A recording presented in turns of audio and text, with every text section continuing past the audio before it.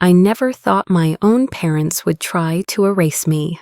On a glittering night aboard their private cruise, I felt the shove from behind and clutched my 5-year-old son as the dark sea swallowed us. My mother's whisper still haunts me. You'll vanish as if you never existed.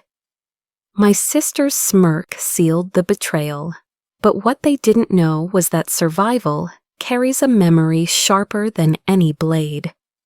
Hours later, when they returned to their mansion, the echoes of their screams told a different story, because the ghost they tried to drown had already begun to rise.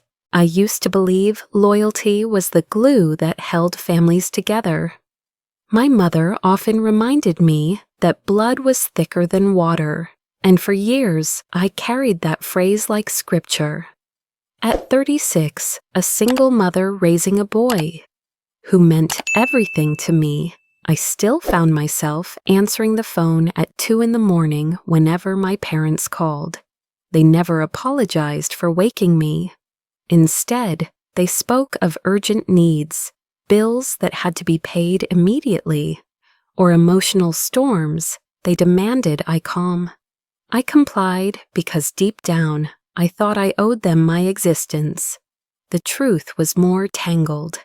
I had been their silent provider for years, covering debts, driving them to appointments, bailing out my sister when she overspent. Every sacrifice came packaged with the illusion of gratitude. "You're the only one we can depend on," my mother would say, her voice dripping with equal parts pride and guilt. It sounded like praise, but felt like a leash. I carried the leash willingly, convincing myself it was love. Friends drifted away, not because they stopped caring, but because I stopped answering. My phone was always busy with family matters. I canceled outings, skipped birthdays, and ignored invitations. The circle tightened until it was just me, my son, and a family that devoured every ounce of energy I had. Looking back, I realize isolation was never an accident. It was engineered. One night, while putting my son to bed, my phone buzzed again. It was a group chat notification, but strangely, I wasn't included. My sister had left her screen open once, and in that accidental glimpse, I saw the truth. There was a family conversation happening daily without me. They laughed, shared photos, even planned vacations. My name never appeared. For the first time, a shadow of doubt crossed my mind. Could loyalty be nothing more than a tool they used to silence me? If you've ever apologized for someone else's cruelty, nod once. That was me. Every time they snapped, I said sorry. Every time they took, I promised to give more. The pattern ran so deep, I stopped questioning it. But the cracks were spreading. I began noticing how often money vanished, little loans that were never returned. My mother's voice on the phone morphing into emotional blackmail. "If you loved us, you'd help us. Don't make me feel like a bad mother." My sister, too, became skilled in gaslighting. If I confronted her about money missing from a joint account, she'd laugh and say, "You must be imagining things. You've been under so much stress." Soon I wondered if I really was losing my mind. On my birthday, I finally understood how invisible I had become. I sat at the dinner table while everyone scrolled through their phones. There was no cake, no photo, just an IOU scribbled on a card as my gift. Later that night, I found online that they had all posted cheerful pictures together, without me. In those curated images, I didn't exist. Still, I told myself they cared. I wanted to believe it so badly that I explained away the red flags. 7 signs stood before me like warning flares. Finances that drained only one way. Emotional blackmail dressed as love. Gaslighting that made me doubt my sanity. A social circle carefully pruned until I was alone. Information withheld, secrets kept from me. Smears whispered to neighbors and relatives. Quiet conversations about inheritance that excluded my name. Each time I saw the pattern, I smothered it with excuses. They're stressed. They don't mean it. I should try harder. I wrapped chains around my own ankles and called them bracelets. The cruelest cut came in small, intimate moments. My son's 5th birthday arrived, and I tried to make it special. We decorated cupcakes together, just the two of us. My parents promised to come, but never showed. Hours later, I saw a photo of them at a restaurant, smiling, celebrating something else entirely. I sat on the floor of my kitchen that night, staring at the balloons drifting toward the ceiling, and whispered apologies to my son. He deserved better than this inheritance of pain. And yet, amid the cruelty, my heart held soft spaces. Each night, I read him stories until his eyelids fluttered shut. In those quiet moments, I remembered who I was beyond the chains. Someone capable of tenderness, of creating warmth even in a cold house. Those bedtime stories were my act of rebellion. They reminded me that kindness was not weakness, but shadows lengthened. My sister once slipped and mentioned a future plan that didn't involve me. I laughed it off, but her smirk lingered like a bruise. My parents grew more insistent, their demands more urgent. The leash tightened, and I began to wonder if I could ever breathe free air again. Then came the envelope, plain white, tucked under my door one gray morning. Inside was a travel invitation embossed with the name of my parents' private cruise line. They insisted it would be a family bonding trip, the kind we hadn't taken in years. My son squealed with excitement when I told him. He imagined oceans, dolphins, and ice cream. But deep inside, a chill stirred. Something about the invitation felt rehearsed, too polished, too eager. My gut whispered a warning I didn't yet understand. The first ledger I opened wasn't financial, it was my memory. And buried within it were debts I hadn't counted yet. The cruise ship glistened under the sun, polished rails catching the light, as though this trip was meant to be a dream. My son clutched a toy car, running his tiny fingers along the deck, giggling at the waves. For the first time in years, I let myself believe maybe this could be a new chapter. Then it happened. The shove was sudden, sharp between my shoulder blades. My breath caught as my body pitched forward. Instinct flared, and I twisted, pulling my son tight against me. In that frozen heartbeat, I saw my mother's face hovering above me, calm, almost serene. Her lips moved, releasing a whisper I will never forget. "You'll vanish, as if you never existed." Beside her, my sister smirked, eyes gleaming with cruelty. "Goodbye, useless ones," she murmured. The sea opened its jaws. I plunged into the cold with my son locked in my arms, salt water searing my throat, as we thrashed to stay afloat. He screamed, his little hands clawing at my shirt. Panic surged, but something stronger rose above it, an animal need to protect him. My limbs fought the drag of the ocean. The world blurred into icy chaos, but my mind screamed one truth: survive for him. Above, the deck rail loomed farther and farther away. They didn't look down. They didn't check the water twice. Darkness pressed from every side, yet I refused to release my son. Hours stretched into fragments of motion, swimming, choking, clinging to driftwood that bumped against us like fate's small mercy. At dawn, a fishing boat spotted the two of us, half dead and trembling. Rough hands pulled us aboard. blankets thrown over our shoulders. I should have wept, but I only stared at the horizon where the cruise ship had vanished, carrying my family and their betrayal. When the fishermen asked our names, I gave none. My voice rasped with a decision that felt heavier than the ocean. We are dead to them now. The days that followed blurred into secrecy. I tended to my son, whispering lullabies in a borrowed cabin while the fishermen ferried us back to shore. Each night I replayed that whisper, that smirk, until it carved itself into my bones. They had meant to erase me, so I would let them believe they had succeeded. News traveled quickly. Within a week, an obituary appeared.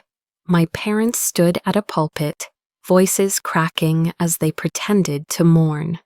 Photographs of me were framed in black ribbon, but not a single tear touched their eyes. From a distance, through the lens of a camera borrowed from an ally, I watched them. The footage showed what the crowd could not see: the gleam of relief when the service ended, the faint curve of a smile, tugging my sister's lips as she poured champagne behind closed doors. They celebrated freedom, not loss. I kept hidden, a ghost in my own story. My son asked why we couldn't go home, and I told him softly, because home was never safe. At night, I wrote letters I never sent, folded pages filled with promises.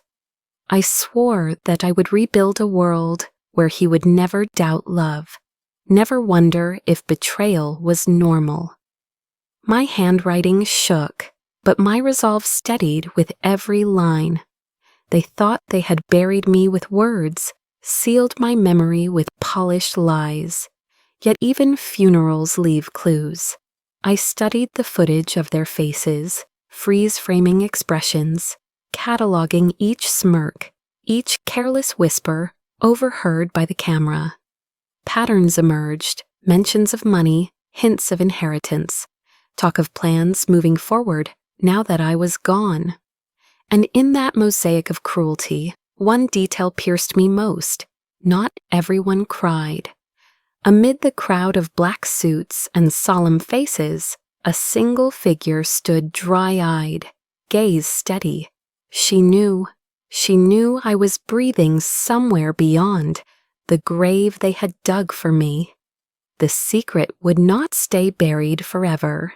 Grief was the mask they wore, but greed was the language they spoke when they thought no one listened. I realized that if survival was my weapon, then strategy would be my shield. I could no longer live only in the shadows of their betrayal. I needed proof, the kind that didn't waver under denial.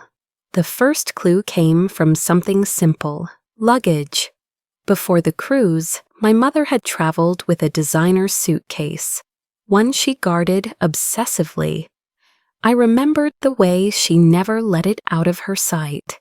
Months before, I had slipped an AirTag into its lining, not from suspicion, but from habit. I had once feared losing track of her in crowded airports. Now that tiny device became my lifeline. The tracker revealed her movements after my death, trips to banks, law offices, and a private notary. My pulse quickened, but instead of rage, a calm settled over me. If you spot the tell before I do, remember this: villains monologue in paper trails, and my family had been writing speeches for years. Through cloud backups, I unearthed emails my sister had carelessly synced. Metadata told more than her words: timestamps, hidden recipients, attachments scrubbed but not erased. I pieced together drafts of documents, a will rewritten to exclude me, power of attorney forms shuffled quietly, and bank transfers funneled toward her account. The numbers didn't lie. My body tensed with each discovery, a cold chill crawling up my spine. But after the shiver came stillness. I could not afford rage. I needed clarity. This was no longer about drowning in betrayal. It was about building a case. I cataloged screenshots, saved files to encrypted drives, and noted every discrepancy. Every piece formed a puzzle that spoke of more than greed. It spoke of conspiracy. And in those digital trails, one name surfaced again and again: my father's. Meetings scheduled under his initials, transfers authorized by his signature. For years he had played the silent man in the background, a shadow behind my mother's sharpness and my sister's cruelty. Now his quiet had a new meaning. He wasn't absent, he was orchestrating. The chill lingered long after the computer screen dimmed. I needed more than files. I needed people. And so I sought out those who had been discarded by my family's cruelty, the ones who carried scars but no capes. My aunt, my mother's estranged sister, had been exiled decades ago after standing up to them. When I knocked on her door, she stared at me like a ghost before pulling me into her arms. "I knew you weren't gone," she whispered. She became my first ally, the inside witness who remembered the patterns of manipulation before they consumed me. Next came the law. I found a family lawyer, unaffiliated with their circle, someone who believed in truth over profit. He taught me the language of evidence, admissible versus rumor, fact versus fury. He reminded me that strategy wasn't about being loud. It was about being precise. I added a financial advisor to the circle, a man who had once been tricked by my father's deals and was eager to expose the fraud. And then a young security engineer who specialized in digital forensics.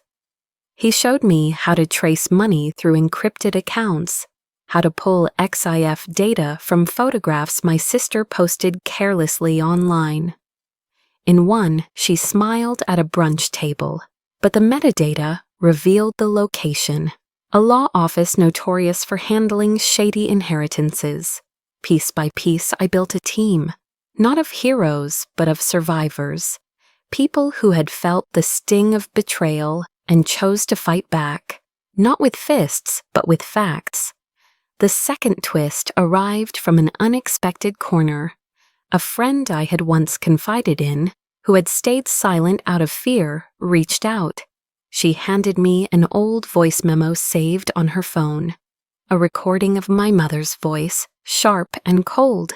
"Emma will never see a dime. We'll make sure of it." The memo wasn't new, but its existence was explosive. My hands shook as I played it again, but my chest steadied. Proof was no longer whispers in my memory. It was sound etched in time. Yet amid the growing arsenal, I forced myself to pause. One afternoon, I sat in a quiet room with a therapist recommended by my aunt. She reminded me that revenge without healing becomes a second prison. I spoke of the sea, the whisper, the smirk. Tears came, but with them, warmth. I promised myself I would not harden into stone. My son needed a mother who could fight, yes, but also love. The rhythm of my life changed. By day, I collected evidence. By night, I tucked my son into bed, kissed his forehead, and told him stories not of betrayal, but of courage. The balance kept me human. Then one morning, as I combed through my mother's calendar, saved in her cloud, I noticed something strange. A date circled not once, but twice.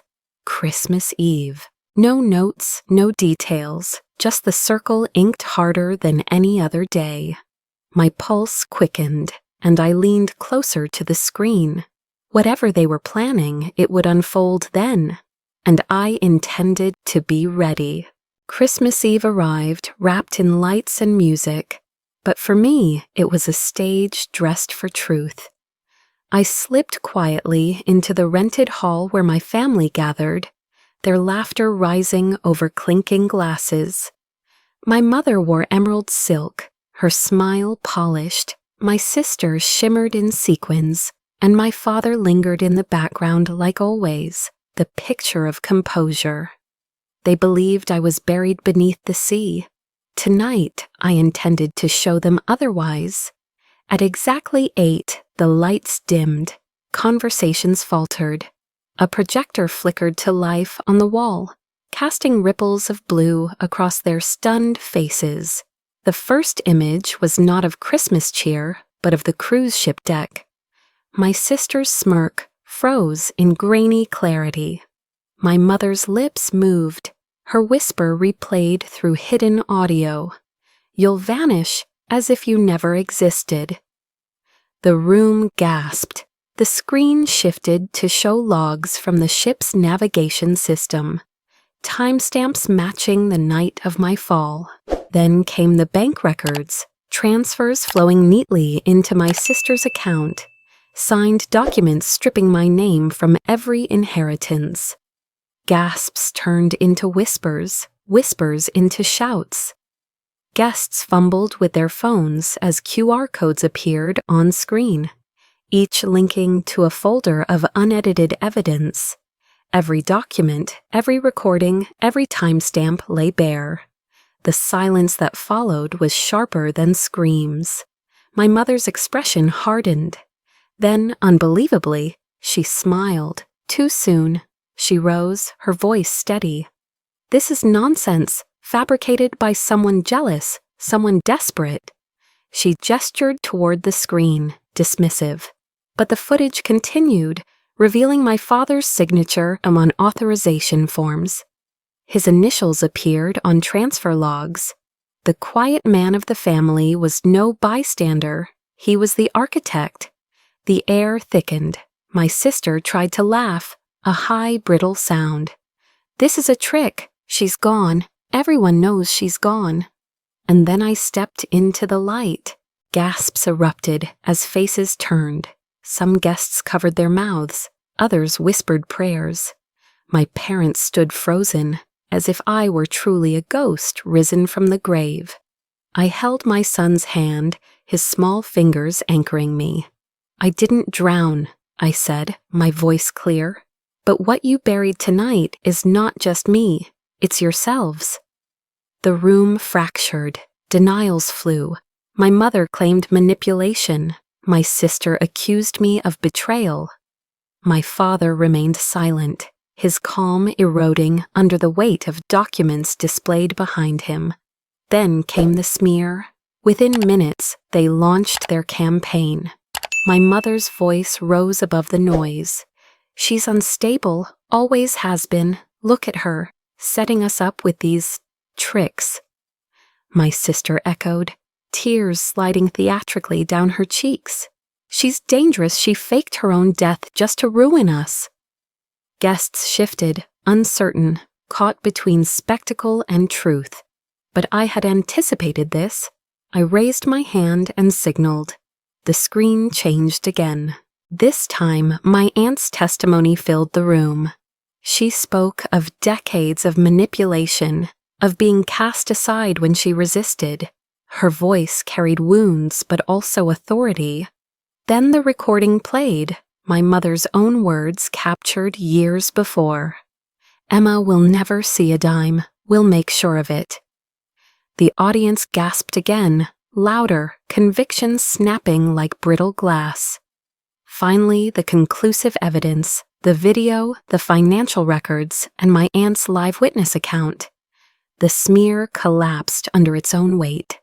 My mother's mask slipped, rage flashing across her face. My sister crumbled into sobs that no one believed. My father, cornered, muttered the truth himself when pressed. "Yes, I signed it. Yes, I agreed." The revelation burned through the hall. Gasps gave way to condemnation. Relatives who had once bowed to them stepped back, shaking their heads. Business partners whispered of severed ties. The empire they built on deceit began to crumble in real time. Amid the chaos, I bent down and lifted my son into my arms. His head rested against my shoulder, his eyes wide but calm. "We're okay," I whispered. The truth had claws, but it also had wings. And for the first time, I felt them lifting us. I chose not to gloat. Revenge was never about spectacle, it was about release. Holding my son beneath the shimmering Christmas lights, I realized warmth was still mine to choose. Even as their empire cracked, I chose love. But the night was not done. As I turned toward the exit, the hall still echoing with accusations, I glanced back at my mother. Her emerald smile had vanished. In its place was something raw, unmasked. For the first time, she looked afraid. The house will scream before midnight. The night of the Christmas reveal was only the beginning. Truth had exploded like shattered glass, but justice required more than witnesses. Within days, investigators stepped in. Court orders froze the family's accounts. Passports were seized to prevent escape. My parents and sister, once untouchable, found themselves summoned to hearings where the word murder clung to their names. The authorities combed through the projector's evidence, cross-checking every timestamp, every transfer, every forged signature. Diagrams of bank trails appeared on courtroom screens, each arrow pointing toward my sister's accounts. She had insisted she was nothing more than a pawn, but the paper said otherwise. My father, who had long played the silent man, was cornered by his own initials etched into financial authorizations. Relatives who once praised them for generosity now turned away in disgust. Invitations vanished. Business partners terminated deals, not wishing to be tethered to a sinking ship. The social empire they had curated with charm and intimidation cracked in public view. Yet satisfaction came with a sting. Watching them stripped of status and wealth brought me relief, but also sorrow. They were my blood. My mother's lullabies echoed faintly from childhood, but the memory blurred against her whisper on the deck. Justice did not erase pain, it clarified it. Then came a deeper revelation, hidden beneath layers of deceit. During the audit of seized accounts, investigators uncovered a fund registered under my sister's name. At first, it appeared to be hers alone, another channel for stolen money. But emails revealed the truth. My father had directed it all, instructing her to manage it like a shell. One email, flagged by investigators, chilled me more than the sea ever had. Its subject line read, "Erase both, me and my son." I felt the breath catch in my chest as I read the words. Their betrayal had been deliberate, planned beyond greed. It had been execution. The man who had once lifted me on his shoulders as a child had signed off on my disappearance. The last of my illusions dissolved. Still, I pressed forward. The court demanded every detail, and I provided it. Audio documents, testimonies, each piece hammering nails into the coffin of their power. When investigators opened the family safe under court order, cameras captured the moment. Everyone expected gold, bonds, hidden cash. Instead, folders tumbled out, filled with private letters, photographs, and a ledger of secrets. The safe didn't hold money, it held evidence, records of manipulations, written instructions for gaslighting schemes, even a list of threats to silence. My name appeared, underlined twice. The courtroom froze as pages were read aloud. Their empire had not been built on wealth, but on control, intimidation, and betrayal, cataloged in ink. The satisfaction was sharp, but grief bled beneath it. I had wanted them to admit remorse, to say my name with love one last time. But remorse never came. Their eyes, when they met mine, held only fury at losing. When proceedings adjourned, I stood outside their mansion. Police tape crisscrossed the gates. Court officers had reset every smart lock, rendering the family powerless to enter. Inside, drawers had been emptied, safes cracked open, portraits pried from the walls to be logged as exhibits. That night, neighbors whispered about screams echoing from within. Not ghostly wails, but guttural cries of people, watching their dynasty collapse. Papers, my papers, covered the living room, each stamped with legal seals. My mother's emerald gowns hung lifeless in plastic bags, tagged for seizure. My father's study lay bare, shelves stripped of the secrets he once hoarded. I did not go inside. I stayed by the gate, my son's small hand tucked in mine. I wasn't there to gloat. I wasn't there to taunt them. I stood because for years I had been forced to the margins, and now I chose my place freely. Tears came, uninvited, not for what they lost, but for what they had chosen to destroy when they cast me out. I cried until my shoulders loosened, then let the breath leave me slowly. Closure wasn't a triumphal roar, it was a sigh. Behind me, the night carried on, ordinary and quiet. Ahead of me, a future stirred. I turned to my son, brushed his hair back, and whispered, "Tomorrow isn't about them." His eyes lifted, searching my face for the truth of those words, and this time I gave it without hesitation. Freedom did not arrive like fireworks. It came quietly, in the form of silence. No more midnight calls, no more texts dripping with demands. For the first time in my adult life, my phone belonged to me. The court orders were clear, no contact. They could not approach, call, or send a message without breaking the law. That simple barrier became a fortress, one that allowed me to breathe without looking over my shoulder. I began building walls, but not the kind that suffocated. These were boundaries that breathed, giving me space to heal while keeping the poison out. I closed every joint account, severed financial ties, and secured independent credit. My digital presence, once invaded by their manipulation, was carefully managed. New passwords, private accounts, a reputation rebuilt with honesty rather than performance. Every week, I kept appointments with my therapist, unlearning the reflex of apologizing for existing. On weekends, I planned adventures with my son, picnics, small hikes, messy art projects that left paint on our kitchen table. We laughed more than we had in years. He learned that love did not come with conditions, and I learned that motherhood could be joy instead of burden. Work became mine again. I took on projects without interference, advancing not because of family obligations, but because of my own merit. Each achievement felt like reclaiming a part of myself I had once surrendered. Peace carried its own rhythm.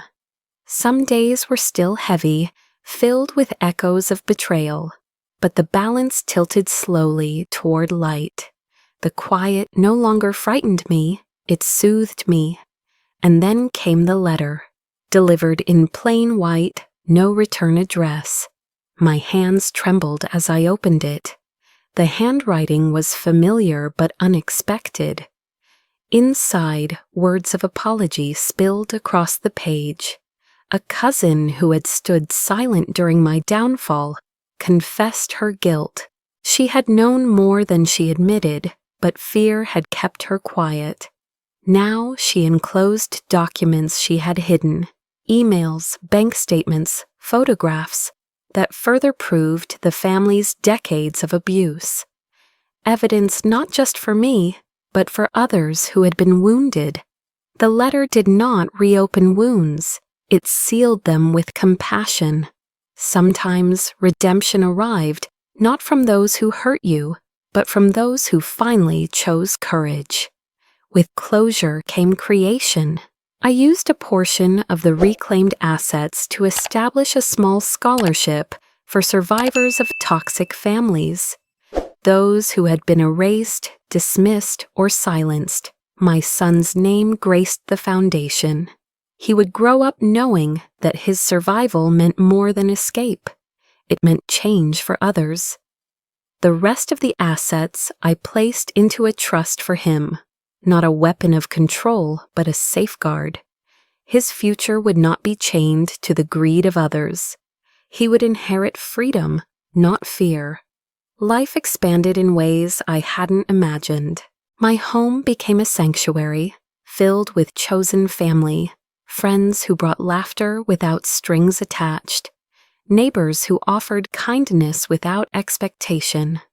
Together we built rituals, Sunday dinners, movie nights, birthday celebrations, that actually included cake and candles. Each ritual stitched new threads into the fabric of belonging, and still I kept the rhythm of care. Therapy sessions where I learned that strength was not coldness.